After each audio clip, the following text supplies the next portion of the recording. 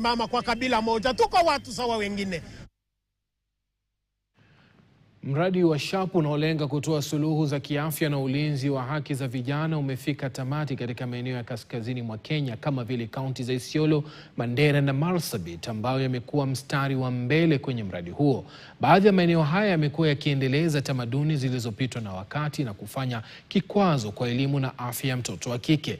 Mradi wa SHARP umefanikiwa kuvunja kuta za tamaduni hizi kupitia ushirikiano wa Wizara ya Afya. Kupitia mradi huu, idadi ya mimba za utotoni, maambukizi ya virusi vya ukimwi na dhulma za kijinsia zimepungua.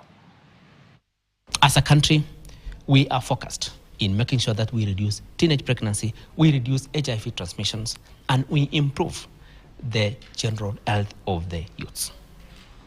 With other partners, we are also making efforts to make sure that we have several, and we increase the number of youth-friendly services, including clinics. The other issues is encouraging the girls, particularly if they become pregnant, to actually go to the clinic for antenatal clinic so that we can mitigate some of the unwanted or preventable mortalities, but also go to school and finish their education, because pregnancy, again, is not the end of the world. These girls still deserve a chance to go to school and make something out of their lives. And the national government, we have been able to join the technical working groups, and our voices as youths have been heard.